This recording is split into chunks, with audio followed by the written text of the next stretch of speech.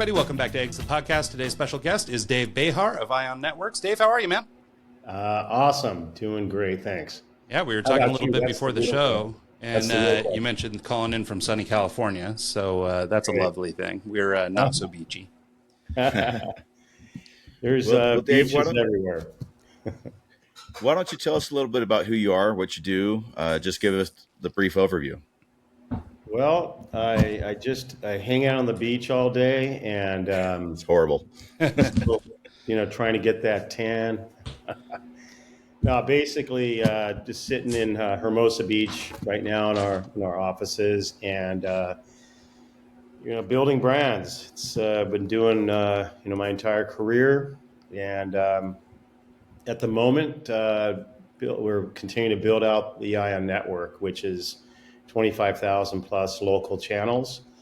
We have a production company, a distribution company, and we do a ton of e-commerce and certainly support all sorts of initiatives and leagues and such. And so we get real excited about those things and, always purpose driven. But, again, brand builder by nature, and not just the pretty picture, but also things that, make money. Yeah. Well, let's maybe lay a little bit of groundwork then for people who aren't totally clear on what we're talking about when we say brand. I mean, I think for a lot of people, it's a little ambiguous, whether that's, I bring a company to you, you help me craft a company, how is the company separate from the brand, et cetera. So let's kind of level set a little bit, if you don't mind, and just kind of get into exactly who you serve and how you serve them. Right. So don't quite have the shingle of building brands as like an agency. I've done plenty of that, done plenty of startups, and have exited a handful of times. And so today we're much more about a distribution network.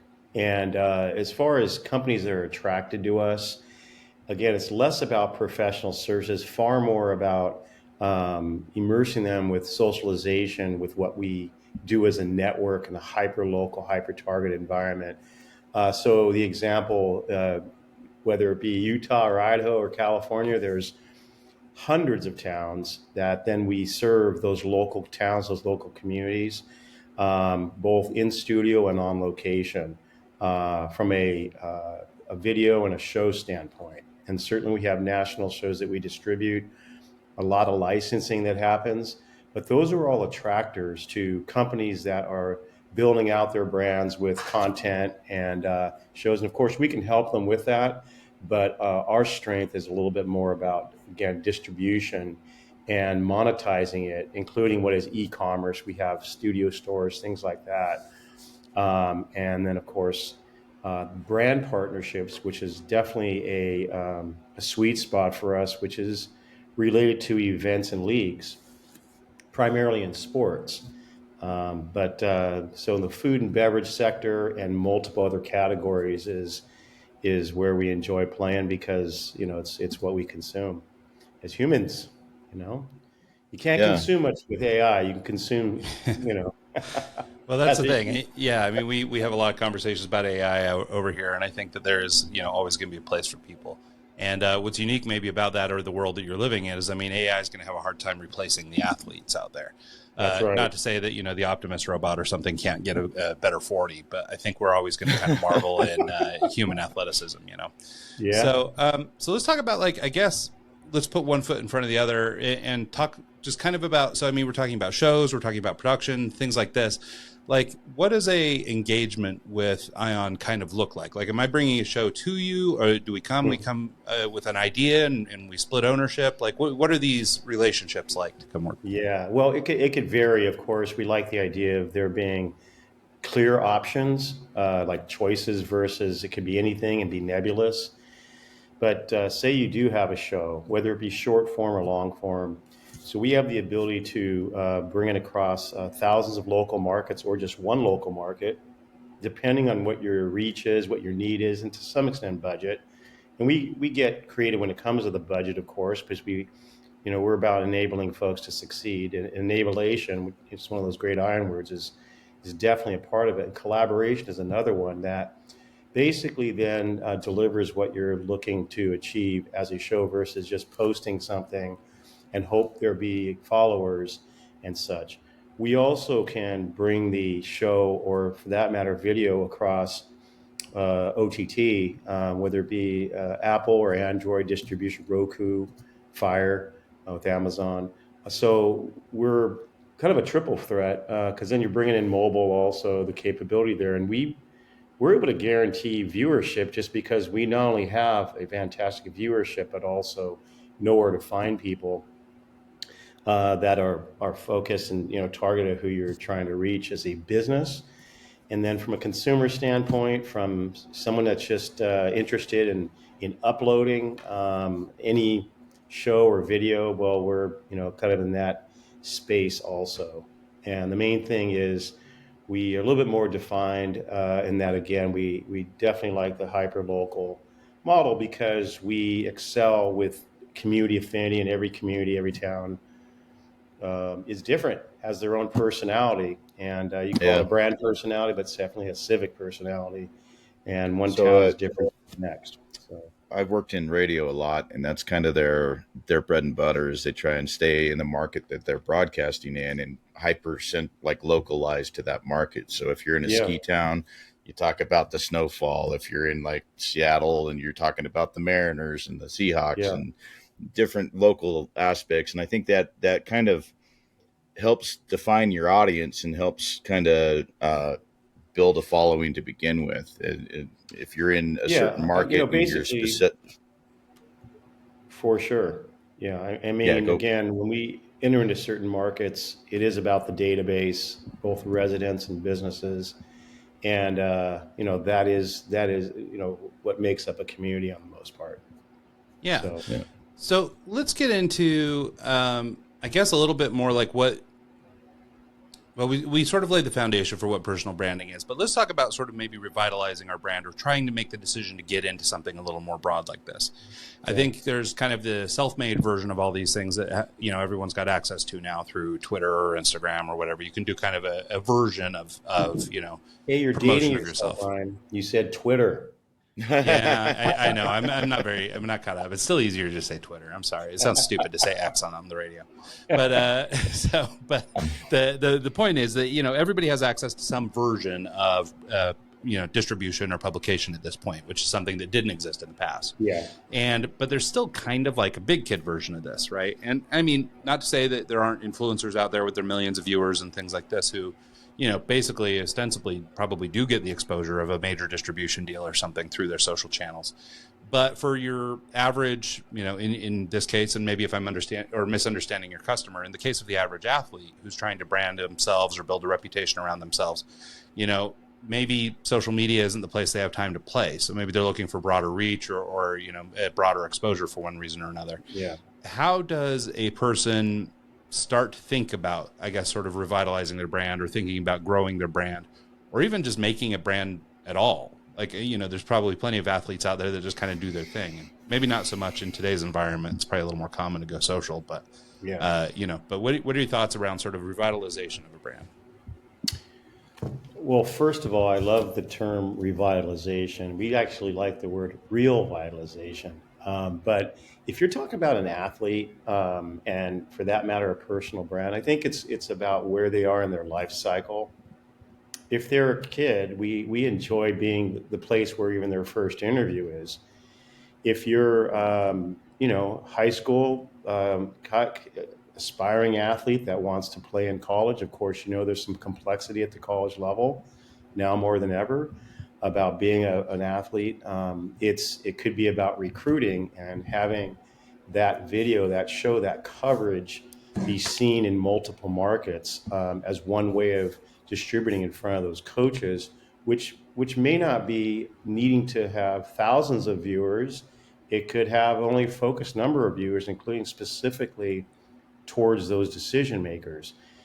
And then on and upwards between the college athlete to the professional athlete, and again, the teams.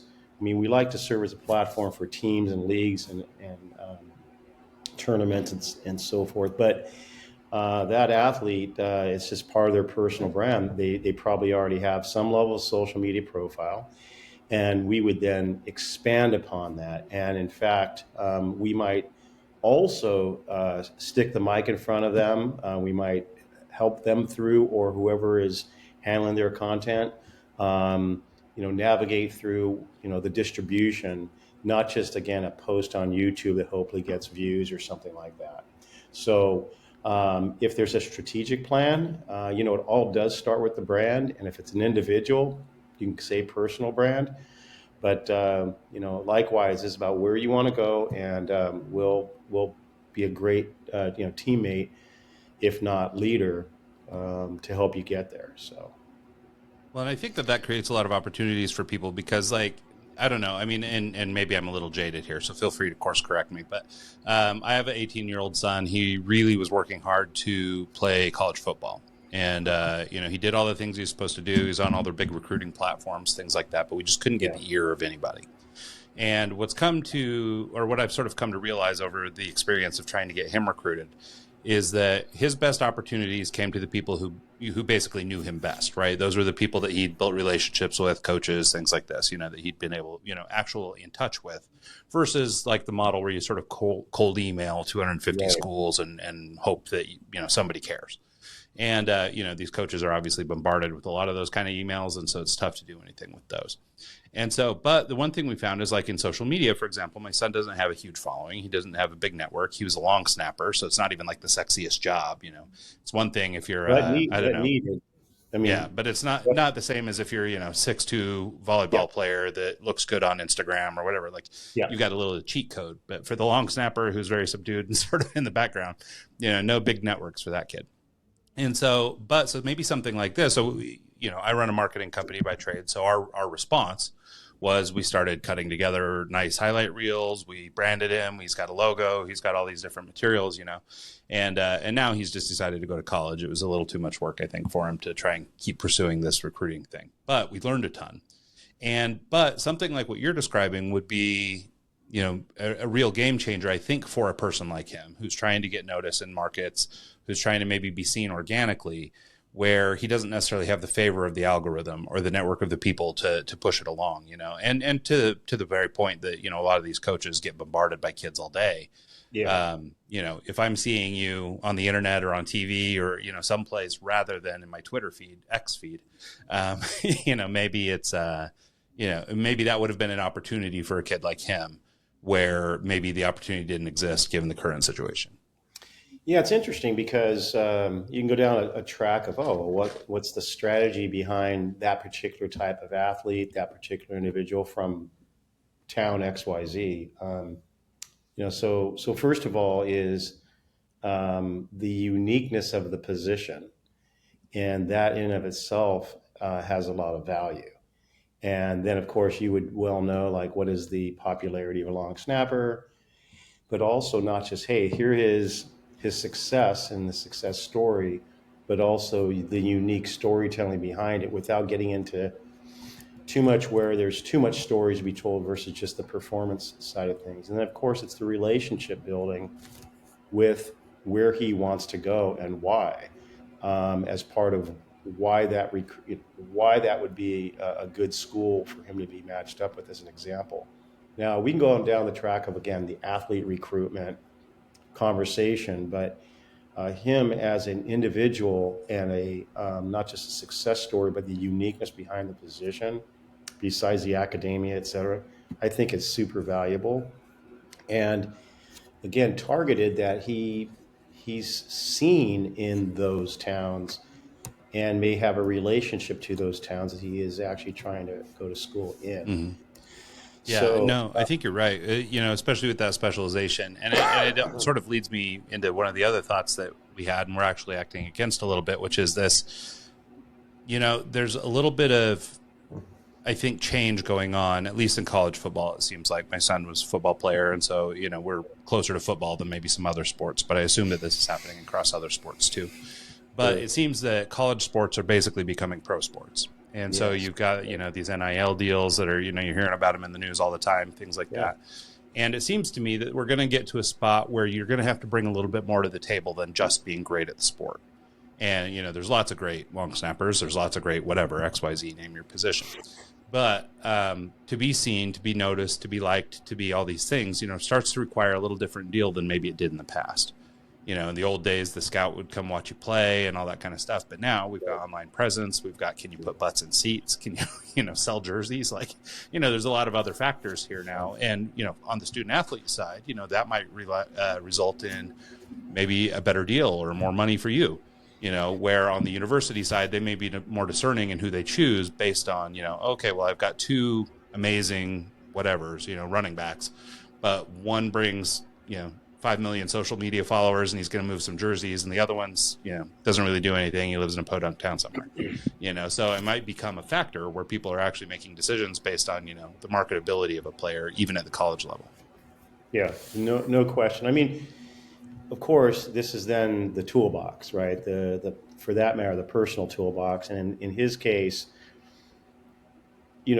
what major, where's he headed even as a kid, besides going into a university, hopefully playing for the football team, but what might be his business acumen that might relate to, oh gosh, this could generate the NIL money beyond what our typical path is, because without a question, besides the donor dollar, the NIL world it's even that much more competitive in terms of the makeup of a team and using the transfer portal as a bargaining chip, of course.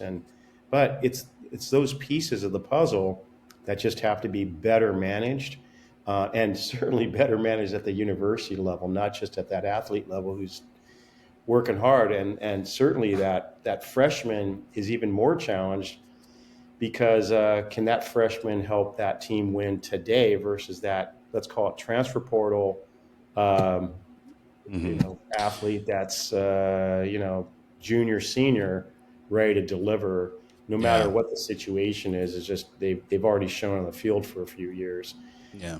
and Well, it's yeah, it's that's the thing. I have a 14-year-old also who's coming out through football right now. And actually, one of the sort of things that we've landed on is that at least our 18-year-old son, this may be the last or the second to last real generation of pulling kids straight out of high school. yeah, And they're working on some legislation right now to make it so that kids can extend their college career by going to JUCO first and playing a couple of years at the junior college level before, and that won't count against their NCAA eligibility. right. So if that all happens, we're going to have a bunch of, 28 and 30-year-olds playing on the football teams at these universities. But that will be their career, right? They'll leave, playing Oklahoma, and they'll retire from football. Like, they won't go pro. They will have done their career as a college football player. Yeah. And so I think it's going to make, for some really interesting times. I think there's opportunities for the kids who can seize this stuff. And our 14-year-old is a big personality, so he'll do better with this than our older son did. But I think that those are all going to be real factors for players in the future. Yeah, there's no question. It's reality, and as you know, reality meets ambition all the time. And but I will say that it's super important to emphasize still the academics, that workspace, that interest in business or whatever that industry is, that doesn't have this whole process, more of a letdown. It's interesting. We just did a deal. Of course, we look for leagues and opportunities, and we have, there's a lot of experience in building out leagues and the whole profile of monetizing and supporting the athletes and the talents, et cetera, et cetera. But we just did a deal with, of all things, a new beach football league, and we're talking about some folks behind it with the NFL. And it's got its unique characteristics, and selling points, et cetera, and of course the ability to draw fans. And I could say, yeah, it's in my wheelhouse because of the beach and then leagues, besides doing things nationally and globally. But I can tell you that some of these type of concepts, whether they succeed, wildly succeed, or they have some level of success, there is still the business opportunity of being in touch with the sport that you love, by playing out your capabilities, whether you're an athlete playing or a front office type of person who's just helping run things, not just getting experience, but generating revenue and growing and scaling it, no matter which type of platform. and then still going for as a college athlete, but at the same time. So it's interesting that the whole ecosystem of football, it's very large, and it does have its challenges, just like many sports do. But in this case, just keep the eyes open, be open, because one of the bargaining chips is indeed being on the business side of a sport, not just as an athlete. Yeah, and it's Realizing the funny. He's carry out. actually looking at doing law now, but he wants to do like NCAA law and get Yeah, into like sports marketing and managing contracts and doing perfect, all these kinds of things. So I think perfect. his fantasy is to go work for the Giants, the New York Giants, one day, and Okay. do that kind of Yeah. thing. I don't know why he'd want to play for them when he could play for the Chargers, who are my guys, Or but we'll Rams. take yeah. So, but Yeah. nonetheless. So anyway, so it's an interesting world we're in. So Yeah, let's for sure. transition and maybe talk about some of the, I guess, the benefits of building up a personal brand and doing it the way that you're describing here, and then maybe, I don't know, help us understand some of the principles that somebody might need to bring to the table if they're going to try and get involved in Well, doing this. let's maybe look at. maybe go from the perspective of like his son, the 14-year-old, Right. starting from there, going into college. Yeah, I think that's a great start. So let's go to the fundamental of somebody's interest, right? Not just, let's say, where they live and the sports they like playing, and we'll get into a few details. But I can tell you that your older son who's interested in law and contracts and such, that is part of his personal brand. Your younger one may or may not be so into even knowing that those things exist, let's say, but has a feeling for things. But it's never too early to shape your personal brand. And for one, as strange as it may sound, sometimes I'll bring up things like color. You'll want to know what you look best in, and even the type of things that you wear from a seasonal standpoint, spring, summer, winter, fall type of thing. What matches best? What teams and what organizations you're affiliated with? Even to the point where, let's call it, put the business hat on for a second. You either created a lemonade stand, or you created an apparel or sports brand, or some other personal CPG product or something like that. Um, Even as a young entrepreneur, and even as a middle or high school student. So those types of things are elements with your personal brand. Besides, are you in a leadership mode? Are you serving in student government? Are you serving, working even for your own, the on-campus media source type of thing? Um, One thing is, you could say, well, hey, followers and likes and all that stuff that the different platforms provide is important. But on the most part, even at that age, obviously there's some influencers that emerge for a lot of different reasons and what they are presenting online. Um, it's there's not a huge amount of differentiation there, unless you are actually doing something that's really unique. It could be that you have a great personality and therefore you're throwing out comedy type stuff. But it's like, what are you known for? What do your appearance, and of course your acumen on and off the field if you're an athlete. If you're a musician, whether you're in band, another type of organization, there's just no shortage of organizations that associate yourself with, what is then success according to those that are then on looking. So if you're looking for a job, as you know, whether it's the resume, the bio, the LinkedIn, however you're presenting yourself. It's not too really early to do a LinkedIn profile, I guess, but it's then about what do people see and what you've achieved or at least attempted to do. So, and that recognition, those things that you've been able to achieve, well, you need to be able to show it, and I don't want to say flaunt it, but to be able to say this is the track record. And I would always say that having some level of camera, whether it be like a red carpet type of interview, depending on where that could be, whether it be, again, associated with one of the organizations that they're affiliated with, let alone as an athlete, I think is super important. Um, and So say for example, you get a new client.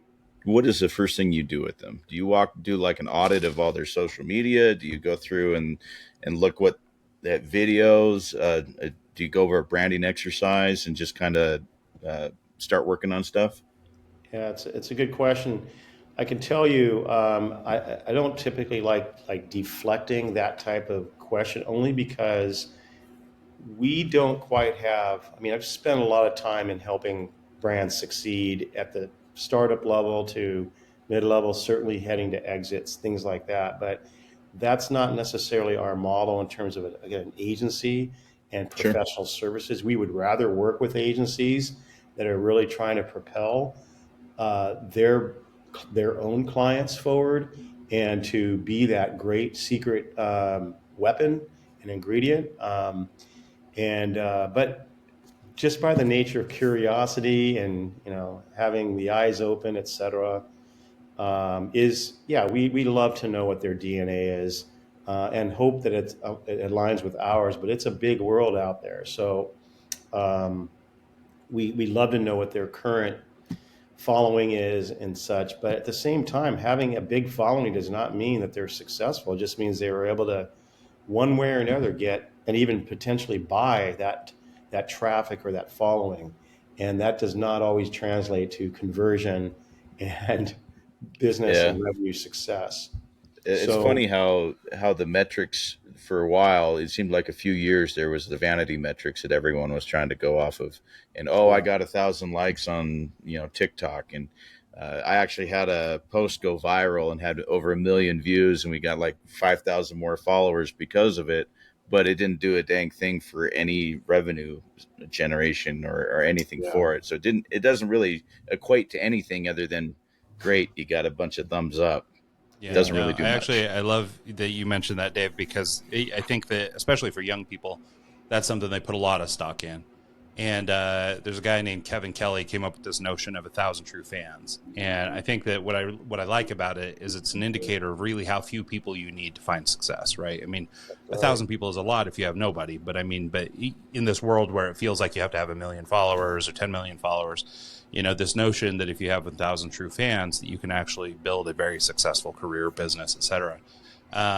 I think can maybe give people a little bit of a reprieve or let them take a breath and go, okay, I don't need to have 10 million people to consider myself worthy or whatever. Right. And now, granted, if you can bring 10 million and they're valid and good and you didn't pay for them and they're useful, then maybe you can use that to spin up your business. You've got the Livy Dunns of the world who have managed to do a version of that that's very successful. Yeah. It's interesting. And some can argue this point, but I'm young enough slash old enough to have built a handful of successful companies pre-internet, and In the we're before talking times, we about call it.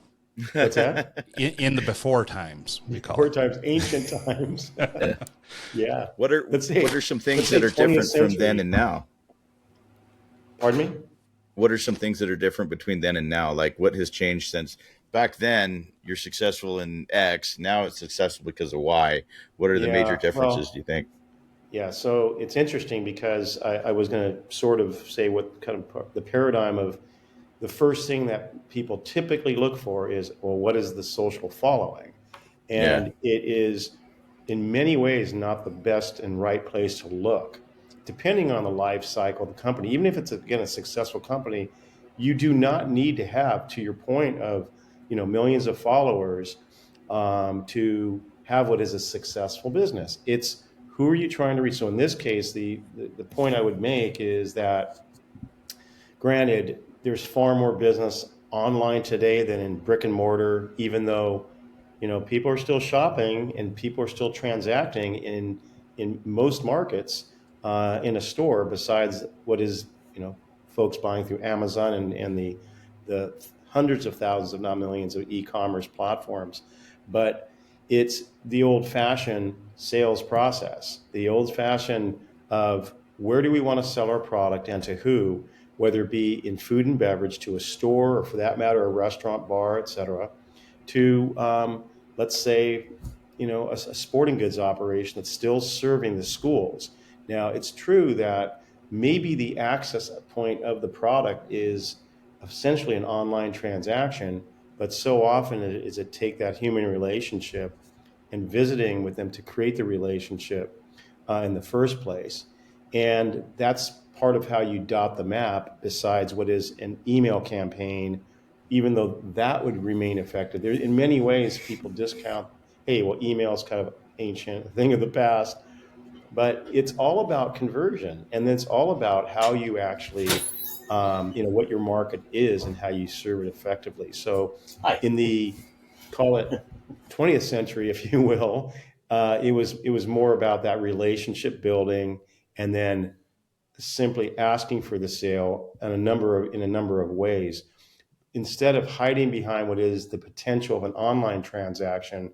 Hopefully they do discover you, whether it be through some conversion method, some click funnel, whatever it might be, that you do want to have as your marketing mix today, but it doesn't always ensure. It's very noisy out there. Yeah, and actually, I think that was exactly the point I was going to make, is that people talk about, what's changed between then and now and things like that. And I think the biggest change is the world got way more noisy.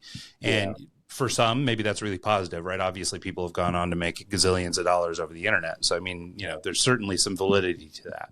Yeah. But I don't think that the greatness of the internet takes away from just traditional business things, like exactly what you're talking about, getting people to know you, like you, trust you, networking, building a local scene, so it's like, so yes, the internet enables you to reach a broader number of people, possibly, like you may reach more people more broadly, but I guess if you're spending your day marketing, you may be able to do as well locally as you could, with this broader reach. Yeah, I mean, again, at no time would I be downgrading or downbeating the internet, mobile, and the digital paths.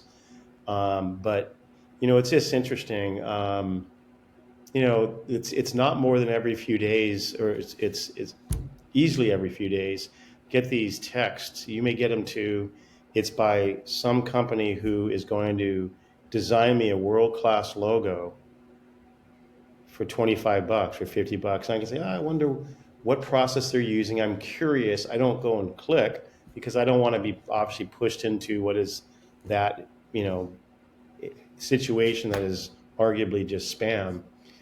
But I think about, and again, being involved in designing world-class brands down to the identity, and then what that brand is supposed to deliver, and doing it from a point where it's more done, not just, let's say, on your own or with a team, but also working through those style guide elements with the client, with that brand owner.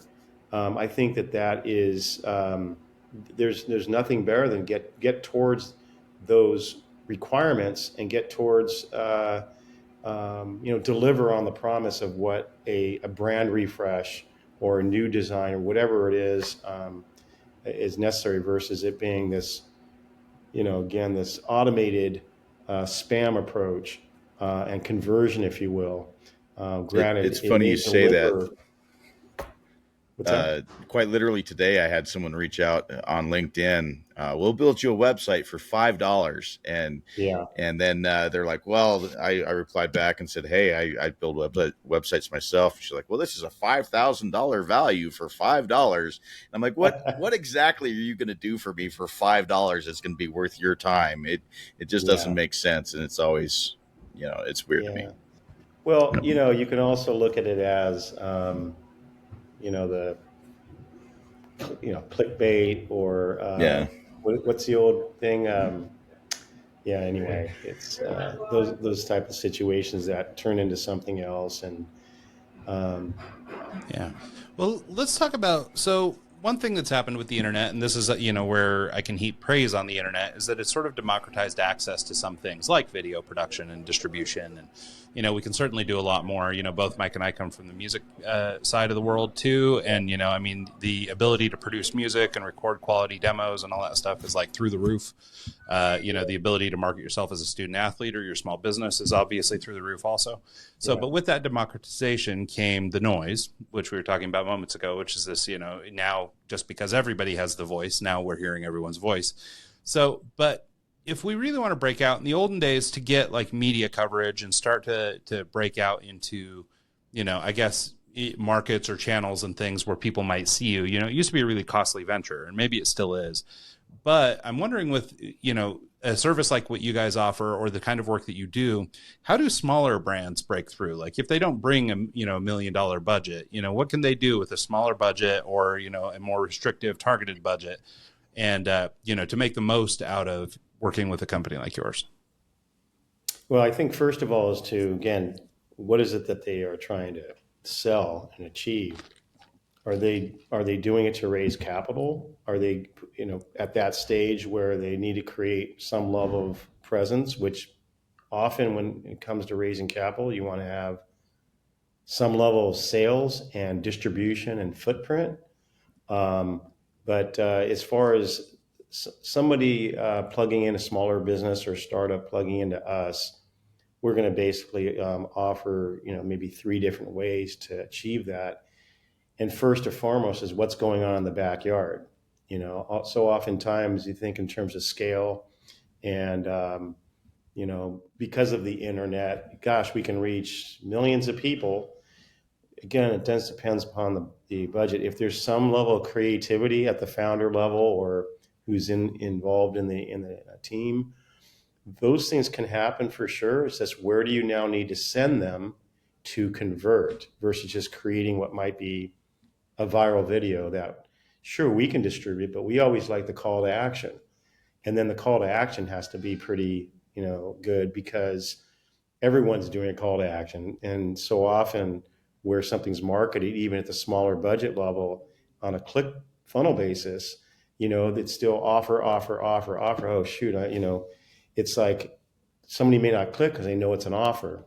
So the easiest start is really looking at from a video basis or a show, and certainly if there is some expertise and success and accomplishment out of the founder or the founding team, let alone if there is, let's call it some level of influencer, which of course you'll know more about the ION influencers soon, but those are all things to market and leverage against. So the expert level. And so that means that there's more reason for that customer to buy because, well, this is a reliable product or a person. It goes back to reputation. So those are sort of even intangible. You can call them cost effective. They're priceless if the person's right for the fit of the product or service that's being offered. And Maybe we certainly, could maybe we could extrapolate on that a little bit. Like you mentioned early on the importance of collaboration. yeah. And, so I assume that can mean brand deals. It might mean lots of other things too. But I wonder if you talk about how collaboration factors in. And maybe this is a way to even save money if you have a smaller budget, maybe through a partnership deal or a collaboration with a brand or something. Maybe your Big dollar time. can go a little further. Yeah, big time. So one example would be you can say food and beverage is this one industry, but it can be done with many industries, and that is an association with an event. So hopefully that event is not just a kind of a low attendance, unsuccessful event. It's an event that had thousands of people show up, and there was just some level of brand association that you're able to make, including what is simply doing what is a pop-up tent that you then are coordinating your marketing and helping promoting the event and your association with that event. And then, of course, the engagement level that gets brought into, let's just kind of say the store. When I say store, I mean, well, it could be, again, brick and mortar or it can be online to show this is your association with that event. Oftentimes, an event, just by the nature of the model, it can cost a lot of money by marketing with an event. But at the same time, it could be as simple as setting up a booth or doing some level of engagement. Even like a run, you can have a team that's wearing the company's brand type of thing and making sure that there is some photos and video and such to show that you are seen in front of thousands of people type of thing. Of course, is that something that is relative to that the process of selling? It could. It just depends on your company and bringing it in, because one thing is sponsoring something even at zero cost. The other is to activate it so it can actually be brought in and translate to a sale to that end user or that retailer type of thing. Yeah. So, Just a little One thing to back. Oh, sorry, Mike. oh, I was just thinking of, remember the True Underground series we did with Budweiser back in the day? Mm-hmm. We partnered with Budweiser. They gave us $1,000 ad budget for radio, and they printed all our materials for us, so our banners, our backdrops, and our flyers. We got that all for free just by partnering with them to be yeah, able to get promotion for the shows that we were doing. So having a bigger sponsor like that, and then having the materials available to us through someone like that, really helped us out in the early days. Well, and yeah, and the other side of that coin too, right? I mean, we were putting on these concerts, right? So we were putting their brand name, not that Budweiser needed us, but I mean, we're putting their brand name in front of a bunch of prospective new customers or people who maybe didn't have an affinity for that brand who maybe would now. Another perfect example of what's going on right now is I have a friend in Thousand Oaks, California, that owns a small brewery, beer maker called Tarantula Hill. And his background, my friend's background is he was the singer for a pretty popular band. And so they are constantly throwing concerts over at their brewery. They've got, a number of events. They're traveling around California and beyond to all the, microbrew events and all these sorts of things. And doing a lot of collaborative products, where they roll out a new beer or something, but it's got some other brand attached to it.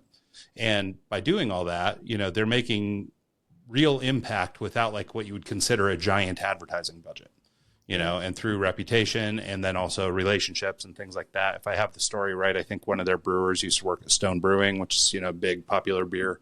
And so I believe that they've managed through relationships to build a lot of these collaborations, and they didn't cost the kind of money that, like, if Bud Light just came up and said, "Hey man, I want to pay you to be my partner." Instead, these are organic, and they built them through their friendships and relationships, and then both go on to mutually benefit from it.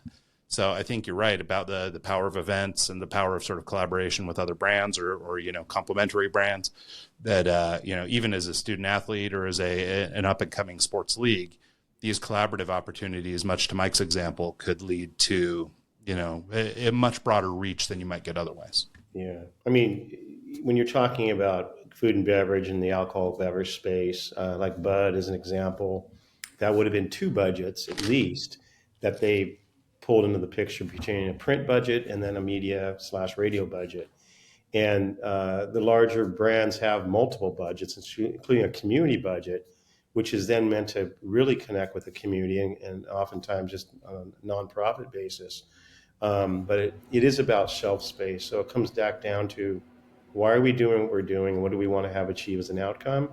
And the tarantula, it's funny because when you're saying, yeah, the Tarantula Hill, not too far away, I'm then curious, what their goals are, but also it's like, how much are they using the tarantula in the marketing? I'm not questioning whether they are, other than, that tarantula could be kind of fun as a mascot, as a, something that not necessarily as a predator, but, Yeah, as a a character or a mascot or networking, something.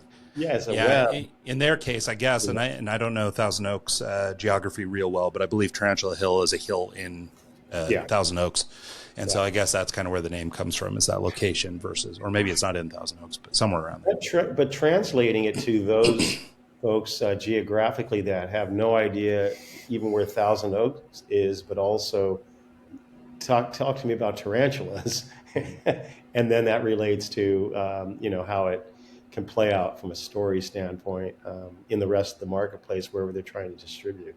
So they're translating the tarantula not just in what is that space, but to again other states or other. Yeah. Yeah. Yeah, no, and I think that that's right too. I mean, so I guess as in the spirit of collaboration, right? It's not even collaboration so much with a real thing in this environment, or as part of this discussion. It's we have a tarantula as a mascot, but so the collaboration is with this mystical being or this fictitious creature instead of a brand, so to speak. Yeah, so we do quite a few brand collaborations because it's just part of the toolbox when we're doing the league business. And so, of course, you're always looking for like-minded brands and what they bring to the table or what they're capable of bringing, um, and always trying to help them succeed as a result. They may have close to zero budget, but they may have a very large budget, depending. But I can tell you the things that we do in some of these sports, it's pretty fascinating. But most of all, it's got to be fun. Because if you're not having fun, then Yeah. What's the why are you point? doing it, right? You know, so. Yeah. No, I think that's all right. And I think it's pretty important too that just people start to understand. I mean, these are the types of tactics that people embrace too. Just to use your tarantula example. I mean, not to be so, I guess not clever, that, people who are interested in tarantulas or something might dig their product, but it does extend what is a local thing into a broader reach, right? So even though so much of the focus, I think, could be really narrow for them, which is, this is a local beer for local people in Thousand Oaks or wherever Tarantula Yeah. Hill actually is. Well, They're able there's to use that to sort of amplify their message to something that more people can relate to. right. I mean, there's metaphorically speaking, et cetera. I mean, you've got all sorts of opportunities. We just recently, well, in 2024, picked up uh, a organization that actually, I don't know if we've got a little noise in here in the office, but pardon that, is the pig racing. There's a company that is bringing pigs to state and county fairs, 30 different events, 6 states, including Idaho, including Utah, Nevada, California for sure, That's awesome. Arizona. I'm ready to brand a pig. Let's do it. The interesting thing is that what we did is we actually created the pig racing league. And then with that, because now you're talking about the collaborative side, but we then, instead of the pigs having just numbers on their jerseys, we created the names of those teams that they represent as quote unquote professional athletes. And then the ability to, of course, leverage that regionally and have brand partnerships that actually will translate. Now, granted, you're talking about a non human athlete, which has its pros and cons, but the fan base is huge, both on location as well as through the viewership. So we're building on that with very good success, and the activation. It's just fascinating. It goes back to sometimes when you're again a brand, you may not think about certain forms of distribution, certain venues or locations, but the engagement and the database engagement is very significant, and just as well as having brand partnerships that don't necessarily have to cost an arm and a leg.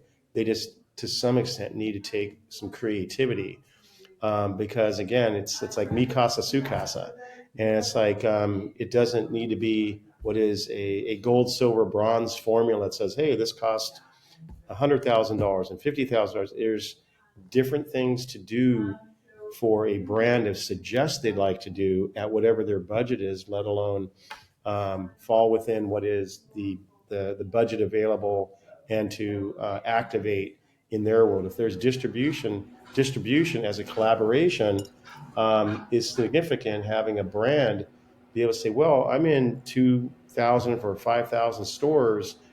I'm going to take you in those environments to help market the league, market the other brands associated as part of my value, and that can be very significant.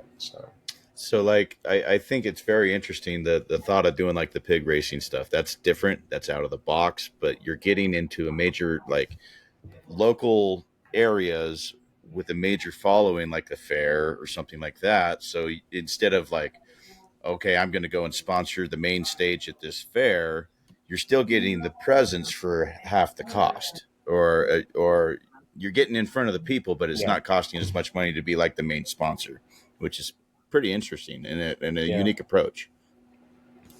Yeah, and yeah. I I was mean, just going to add back to the conversation earlier about this sort of Budweiser concert series that we used to put on. I mean, we were yeah, playing venues, 500 to 1,200 kids. I mean, like these weren't massive shows with giant over headlining 21. bands or whatever. Yeah, well, some of them were over 21. And in Arizona, where we were holding these shows, they actually will split the bar down the middle and do half 21, half 18. It's really weird, Yeah, but or at least they would back then. I don't know if they still do. But what was cool is that by putting Budweiser on the thing, we looked bigger than we were. Right. Yeah. So it sort of helped us on both sides. So, if you're, you've got, I don't know, a good name for a pig, Seattle swine or something, so you got your racing pig, you can put a brand name on there or something, affiliate Correct. them with, I don't know, some bacon company. And then all of a sudden you've got a bunch of, eyeballs that make Yeah. your brand look bigger than it is. Correct. Yeah. I mean, again, each sport has its uniqueness and targeted opportunity. I mean, in this case, there's plenty of family and kid opportunities. It's pretty amazing. But I mean, I can translate the other leagues that we're involved in, and they would be different, including what that database and that demographic might look like.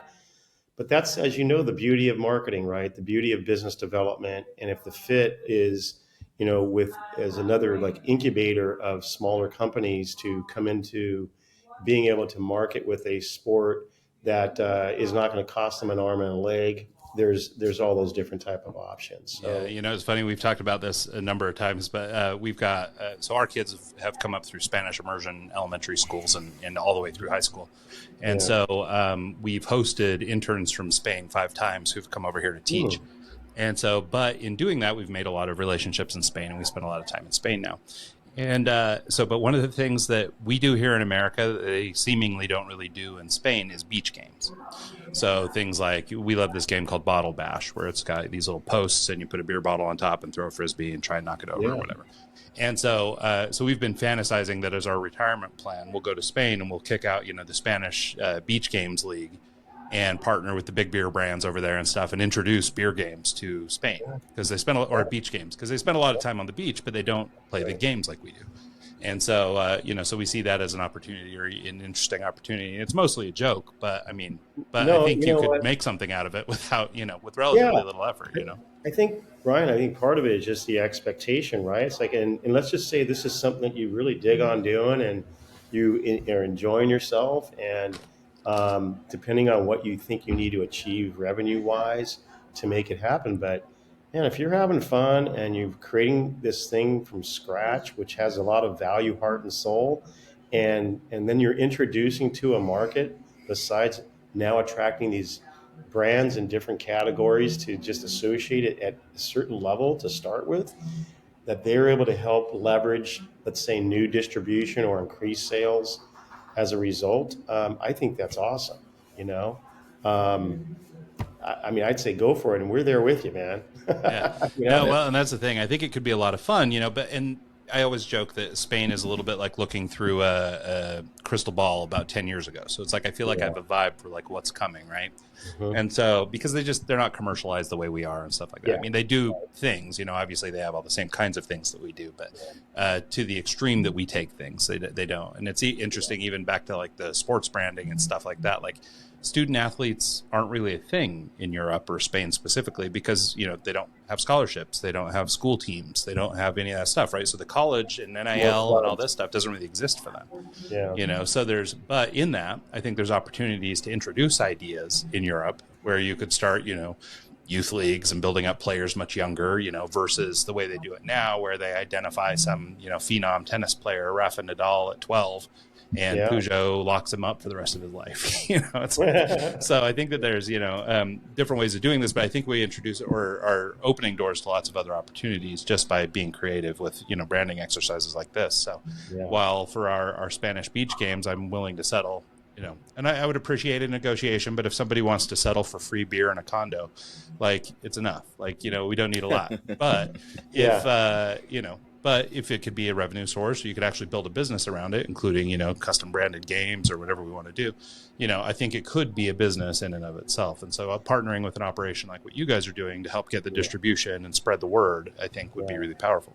It's interesting. It's like it's one of those things. You don't ask, you don't get, and it's very possible. Other than those opportunities at a, let's call it a professional level, that a, let's see, a food and beverage brand would be used to responding to, let's say, something in a soccer stadium that's already built out, not just built out, but has massive fan attendance and stuff, but they may not get the opportunity for unique things, unique sports. They probably have plenty of opportunities in the world of music, but what about a different type of music festival? What about a different type of games? And it's like, It, there's going to be that marketer at one of those companies or more, of course, that say, "Hey, let's go for it, man." It's like, let's it's get this funny. started in this way and get our feet wet. As long as you're getting obviously your nut covered, and and can have some fun along the way. So, So like I follow billiards pool, oh right? yeah, And it's kind of a small niche market as it is. And recently they did a bank tournament. So instead of just 9 ball or 8 ball or whatever, they did a one off of just bank tournament. So you have to hit it off the rail and mhm, back. yeah, And that spinoff got more views than the 9 ball coverage, and yeah, it was just a one-off thing, and it worked better than the actual 9 ball tournament, which was unique to me. I thought that was kind of interesting that little demographic did more than the main event. sure. So And sponsored by which bank? Yeah. exactly right. That's I funny. mean, look at Yeah, it's the reality is that, and again, that may not be a traditional, let's call it client, but the value that is received, let's say financially, as well as the ability to grow from that to also leverage those collaboration partners, I think is very valuable. And again, let's just say that tournament with just the banking is, well, there's 10 banks that are all candidates to be that banking sponsor besides the other categories. yeah, So you know where I'm going with that. Yeah. I hope somebody took exactly. advantage. Yeah. Yeah, right. So that's next year, and that's Yeah, right. Well, cool, Dave. Well, we're starting to get to the end of the show. Do you want to take a yeah, minute and just kind of let people know where they can track you down online, learn a little bit more about ION Networks and everything else that you're yeah. doing? Yeah, I mean, so it's kind of simple, even though our platform is evolving every day. Ions.com, plural, IONS.com. And I have no problem even giving my personal email address, just 2 4-letter words, davidions.com. Now, you can find us all over the place, even check me out on LinkedIn or something like that. But yeah, that's a good start. And that's it. Again, um, there's a lot of socialization going on, and our platform is really evolving, and our our OTT is doing some really nice things in these categories. But just hitting me up, that's the way to get me. Awesome. Well, thanks Yeah, so much, Dave. We really appreciate your time. yeah. Likewise, it's been fun, guys. Let's do it again soon. Yeah, it's Sure. awesome. And thanks so much to everybody who tunes into the show this week and every week. And we'll see you guys next time.